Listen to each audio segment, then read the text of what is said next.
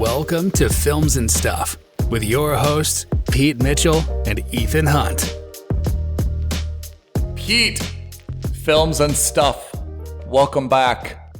That's right. Thank you, Ethan.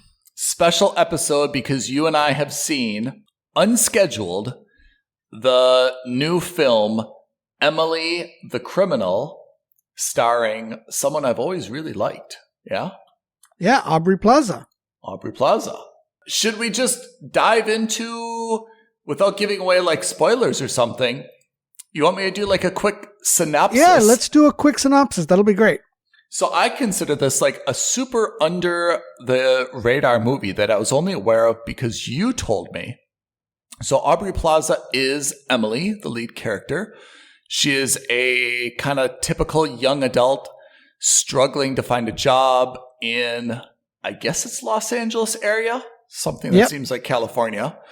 She's doing a bunch of catering, delivery type jobs, and she gets through a coworker an opportunity to be I guess I call it like a mule in a credit card fraud group. So she's paid like $300 to use a stolen credit card to get a big screen TV. And then because she's successful here, they give her a bigger job. The job goes a little bit badly, but she pulls it off.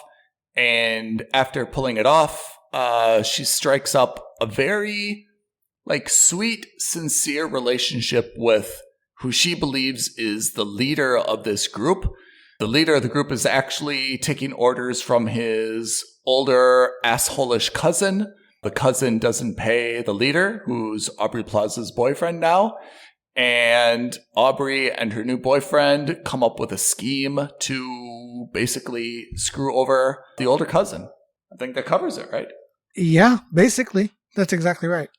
So no spoilers involved. It's just simple plot. But I thought that this was very, very good, right? It had just the right balance for me. Not too vulgar, not too violent. Had a little bit of action. I thought everything was very realistic.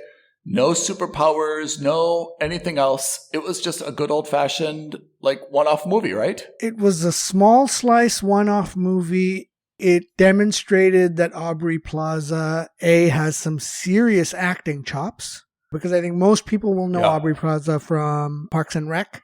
Where Bad she plays Grandpa. Bad Grandpa. And Bad Grandpa, right? Where she plays this snarky, sarcastic teenage girl.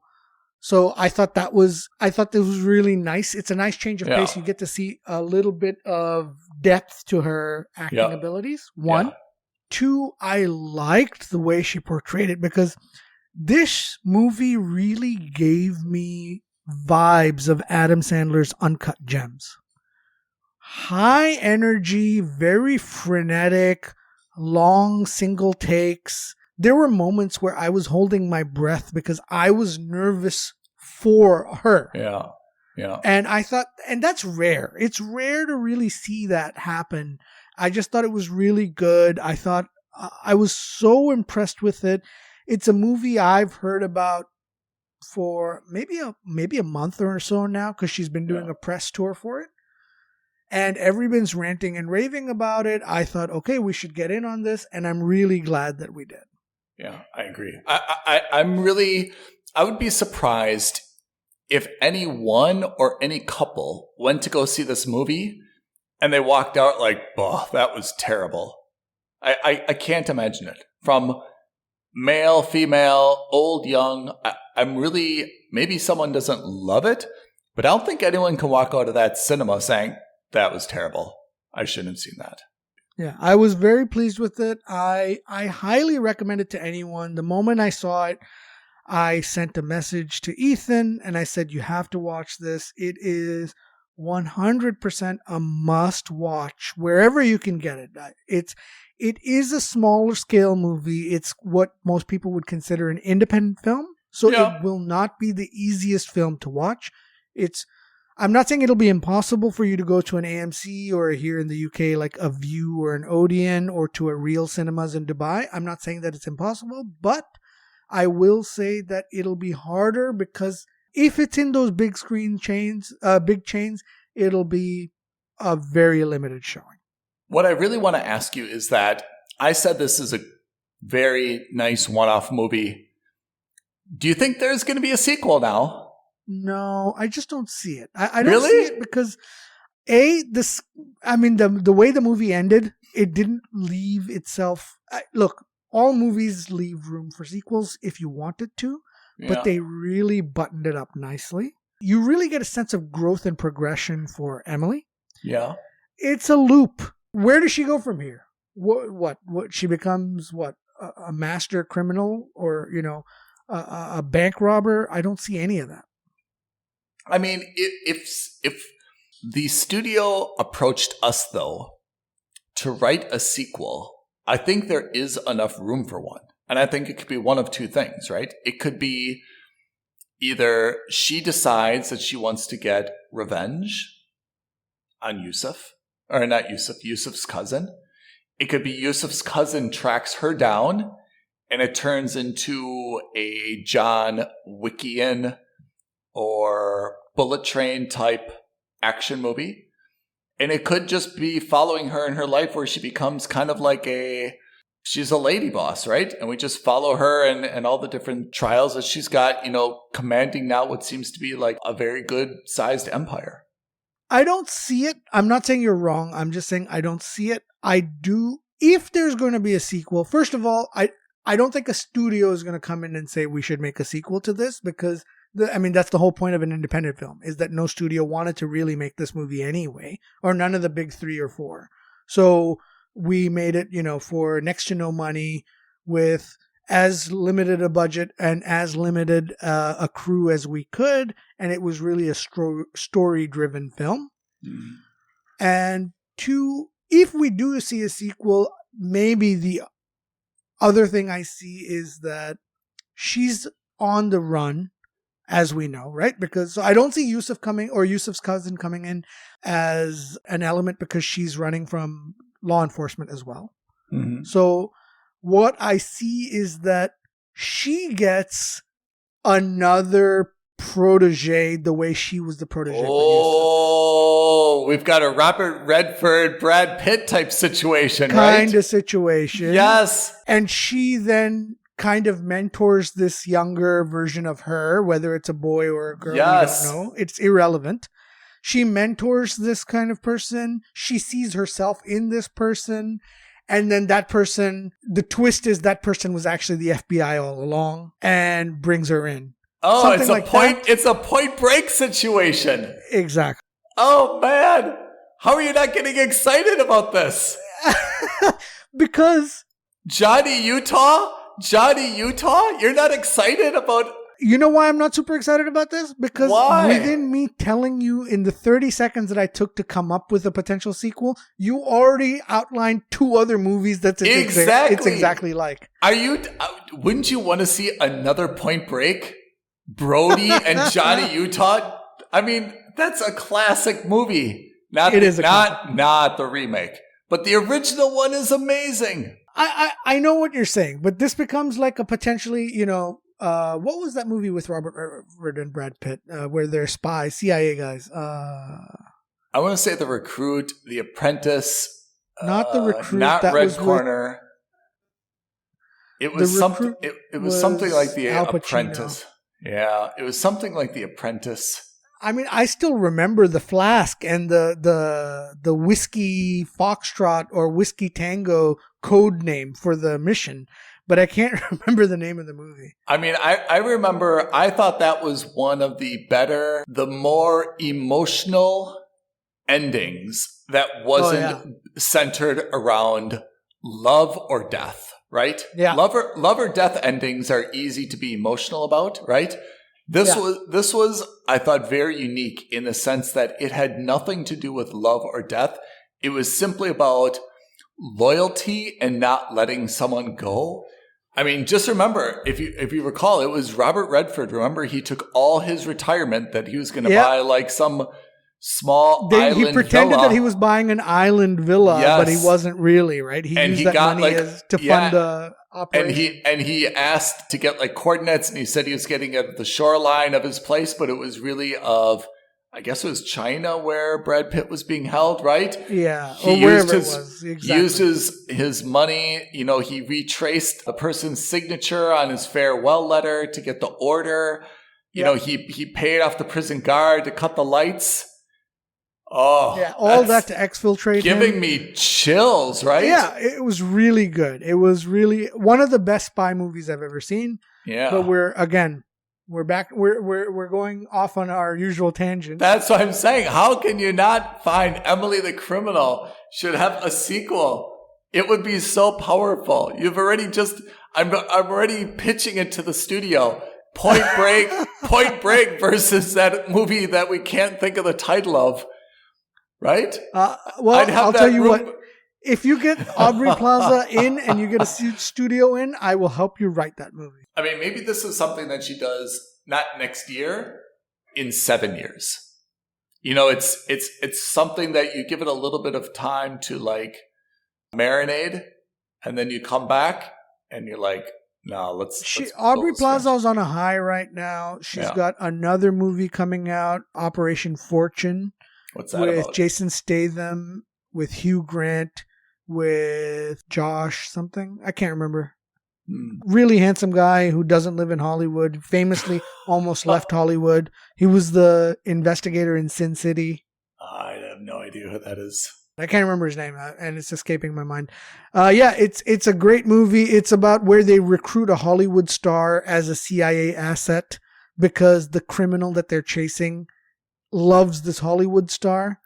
It's a little bit. It sounds like the Nick Cage. I was about to say it's a little bit like that, but not quite.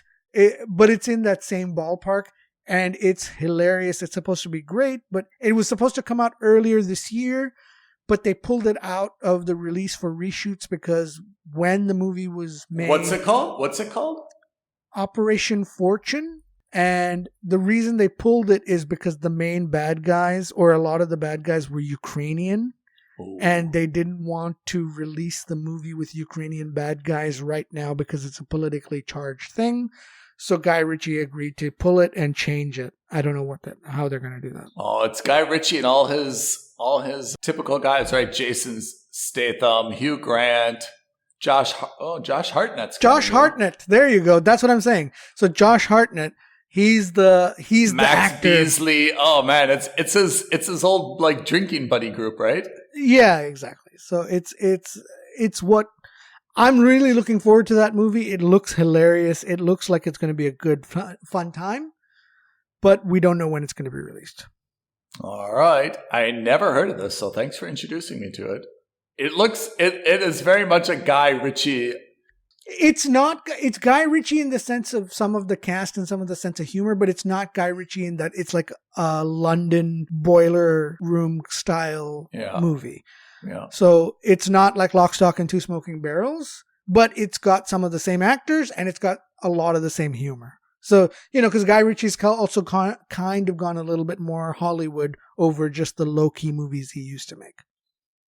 Anyway, so Emily in Paris, it is definitely a must-watch in the cinema. Emily the Criminal, not Emily in Paris. You're thinking of your stream and skip assignment. Emily in Paris is a must-skip by all means. Emily the Criminal is a must-subscribe / must-watch. So many Emilys.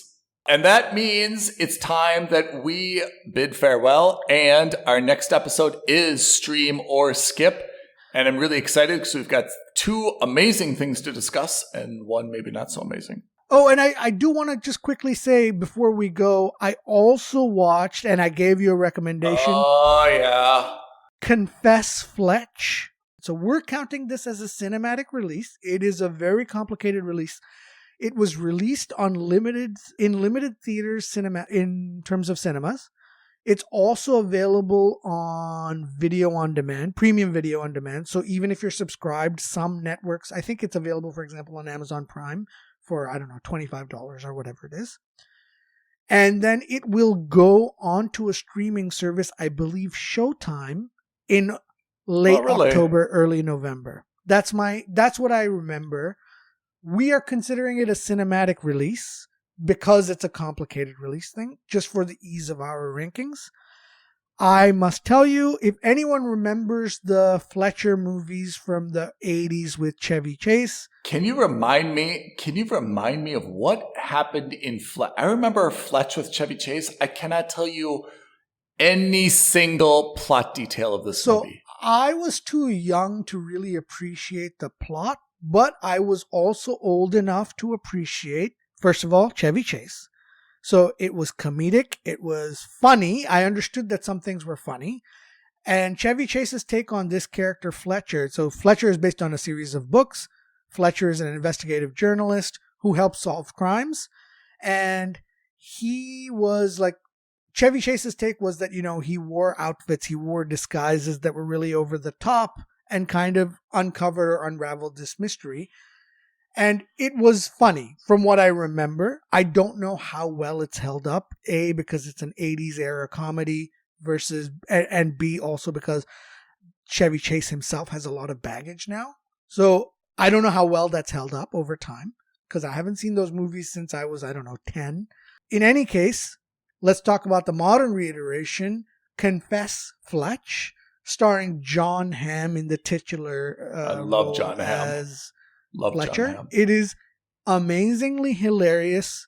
We have both lamented in the past that there aren't that many movies that are comedies that are being released. True. This movie is as close to a comedy as you're going to get, in the sense that it's Does that make it a comedy? It must be a comedy. Oh, it's definitely a comedy. It's it's a comedy murder mystery. Let's put it that way. All right. And it's great. It's a simple watch. I have an affinity towards comedies. I have an affinity towards murder mysteries. So it's great that it's a combination of the two. The closest, let's say, comparison I would make is something akin to Kenneth Branagh's Murder on the Orient Express or Death on the Nile, but funnier, less over the top, and much more grounded in reality. So I thought so I'm all in. Love Jon Hamm. I thought it was very good. I don't want to spoil it for you, Ethan. For me, it is a must watch in the cinema. Man. And again, I'm biased, so I have bumped it up. My worst case scenario for you is that you will find it to be a mooch. I can't wait to see it. I have to say, I didn't even know this was coming out. It's not even on our list, is it? It's on our trailers list, which you haven't been keeping a track of. Oh, all right. So yes, it is a must watch, and we'll probably, I will do a quick review of it when you've seen it, just so that we can tell people what you thought of it. But I think it is definitely something that I want you to watch because I think you'll really enjoy it, because I know you also like Jon Hamm. Okay, so that is Emily the Criminal, and a very good plug for Confess, Fletch. Indeed. Both are must-watches for me. Same, at least for Emily the Criminal, but I feel very positive vibes for Confess, Fletch, particularly because I think Jon Hamm is so funny. Obviously, we loved him in Mad Men. Okie doke. Thank you, everyone, for listening. Thank you, Pete, for a great recommendation. And thank you also for introducing me to Emily the Criminal, which I'm still hoping there's going to be a Point Break style sequel. A Point Break style sequel. And maybe by our next episode, we'll be able to remember what that Robert Redford, Brad Pitt movie is.